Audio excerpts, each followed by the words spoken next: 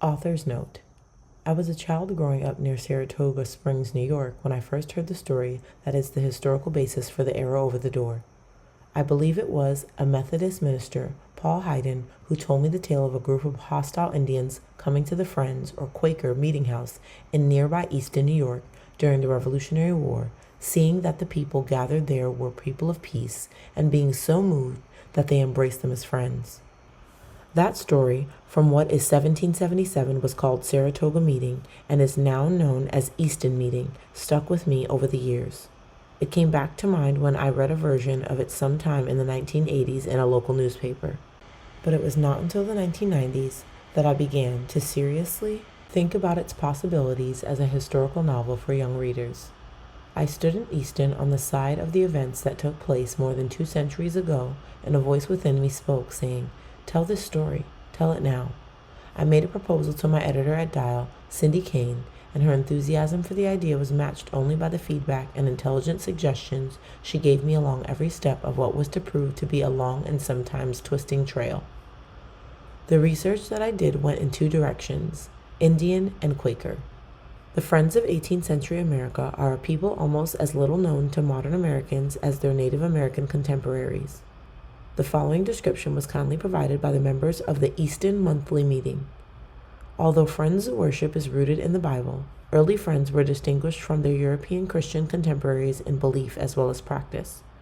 Quakers have no creed or codified statement of faith. Rather, they use a book of faith and practice, collected experiences and revelations of individual friends, which grew out of the spiritual seeking of George Fox. Born in 1624, George Fox became a charismatic preacher and visionary in the midst of a great religious awakening in 17th century England. People were opposing the clergy's control of their faith and practice. Fox and his followers proclaimed the inner light of God to be in every person. Out of the search to keep their faith continually vital and to follow the leadings of the inner light, Friends developed many of the peculiar practices of their worship and living characterized by an emphasis on simplicity and equality. Meeting houses are traditionally simple buildings with no altars, crosses, icons, or ornamentation. Clothing and speech were simple as well, with thee and thou being used for all persons, omitting the you form used in those days for superiors. There was even a testimony against using the pagan names for days and months, so they used numbers for both instead of the common names we know today. There was no swearing of oaths of loyalty or allegiance, and no observation of traditional Christian holidays, as Friends believed that every day was the Lord's. At the heart of Friends' practices is the silent meeting for worship, with no clergy, no music, no sacraments, no ceremonies to interfere with each individual's direct relationship with God. Friends gather to meet God, waiting together in the silence for leadings of the Spirit to guide their words and actions. In the 1770s, testimonies arising from the leadings of the Spirit would have included opposition to war, abolition of slavery, and equality of the sexes. Friends in the late 20th century still hold with their earlier founders that the power of God's love alone should cause us to quake in our boots. Hence, members of the Religious Society of Friends are still referred to as Quakers. Though the Russells are fictitious characters, their actions and attitudes are meant to reflect those of a Quaker family of that time.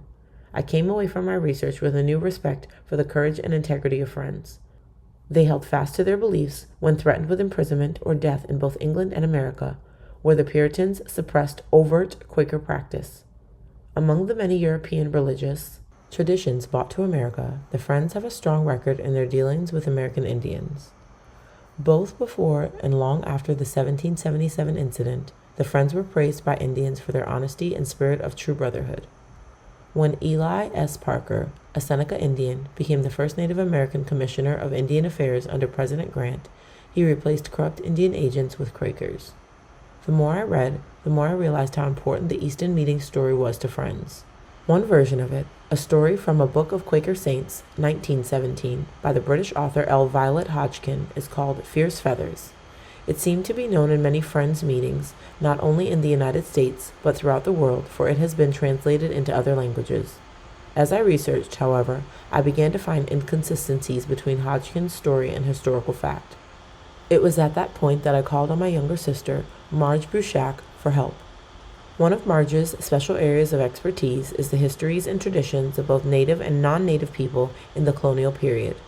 She is a consulting interpreter for Native American cultures for Old Sturbridge Village and other New England museums. Many long phone conversations and much documentation later, we emerged with a story that was substantially different from the one I thought I might be telling. It also turned out to be a story that was connected in unexpected ways to my own family. Marge was so generous with her help, which was so crucial to the historical accuracy of this book, that I considered her as much a co-author as a source of information. Several important changes in direction came as a result of her assistance. She and I also were greatly helped by the numerous friends, too many to cite individually, but I thank them all who provided us with resource materials and advice. In particular, I thank the members of the Eastern Monthly Meeting who read and discussed the manuscript and made valuable suggestions.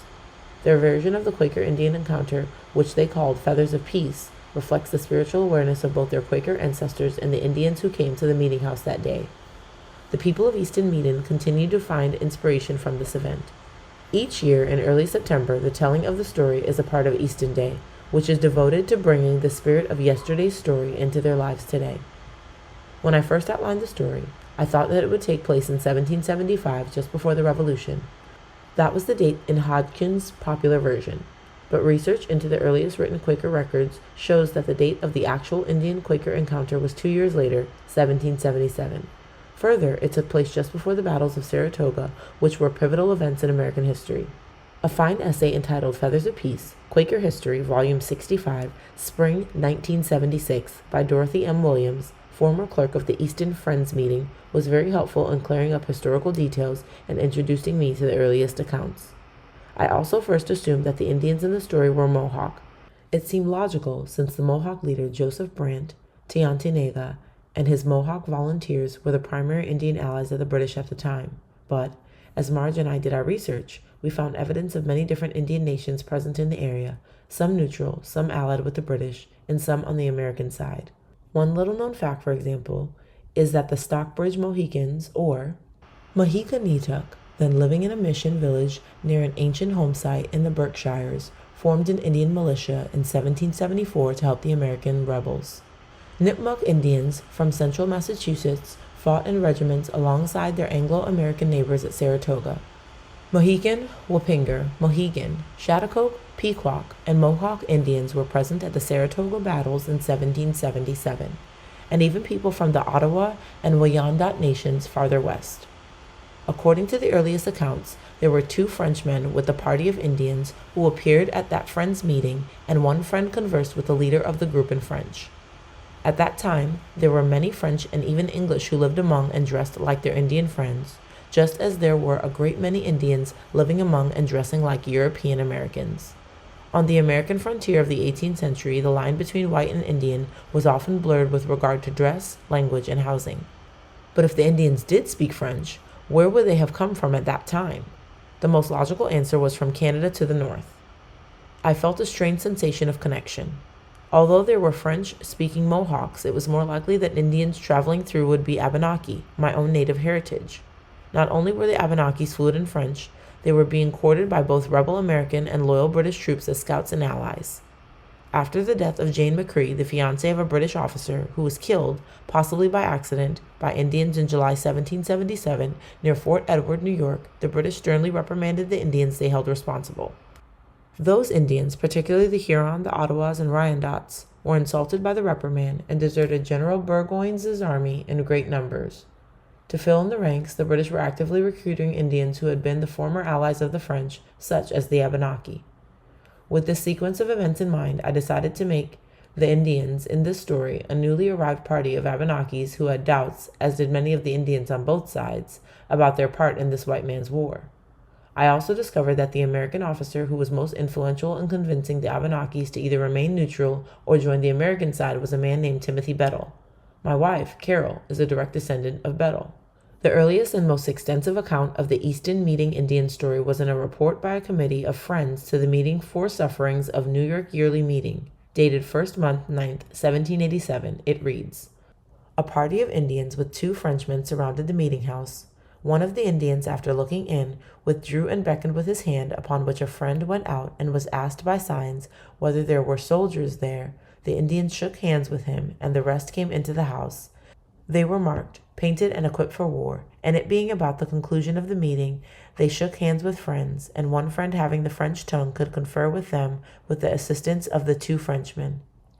When they understood friends were at a religious meeting, they went to one of their houses, got victuals of which a prisoner with them partook, and they departed. Readers may notice that in my story I eliminated the prisoner said to be with the Indians in this report. Native attitudes toward prisoners were complex. They might be held for ransom or, as I have tried to suggest in the Abennaki's characters' thoughts about capturing Samuel, taken as replacements for missing family members. Rather than raise such a complicated issue in a story of this length, I chose to omit the character altogether. In 1833, an account verified by Zebulon Hoxie, who was the first clerk of Easton Meeting, identifies the French-speaking friend as Robert Nisbet, who had felt a concern to walk through the then wilderness and sit with friends at their weekday meeting. The historical details about Nisbet in my story are accurate, and he actually did, according to other accounts, make the comment at that meeting about covering thee with feathers. The 1833 account concludes with these words: Zebulon Hoxie, one of the friends present, then invited them to his house, put a cheese and what bread he had on the table, and invited them to help themselves. They did so and went quietly and harmlessly away. One detail, which appears to have been an invention of Hodgkin's, is the placing of a feather over the door of the meeting house by the fierce leader of the Indians, who himself wears a multicolored band of feathers unlike anything this side of the Western Plains. This detail is repeated in other retellings of Hodgkin's story. I have never heard of a feather being placed over a door as a sign of peace, but I have heard of the shape of an arrow being drawn on a wall or an actual arrow without a point being placed over a doorway as a sign of friendship. I believe that it is very likely that those Indians did do something to mark the meeting house as a place of peace, a place under their protection. Thus I changed the feather to an arrow and put bows and arrows into the hands of the Indian characters. Reflecting attitudes prevalent at the time that Hodgkin's story was published, over 80 years ago, the Indians in fierce feathers were portrayed as stereotypical savage and warlike, described as having evil faces, cruel grins, clutching poised arrows, only too ready to fly and kill. They symbolize what Hodgkins called the power of hate. I believe that it is quite possible that the Indians were looking for that friends meeting because they knew Robert Nisbet, who was well known as a friend of the Indians, and had no warlike intentions at all. However, it is also possible that when they reached Easton Meeting, they did not know what was going on and were undecided about their course of action.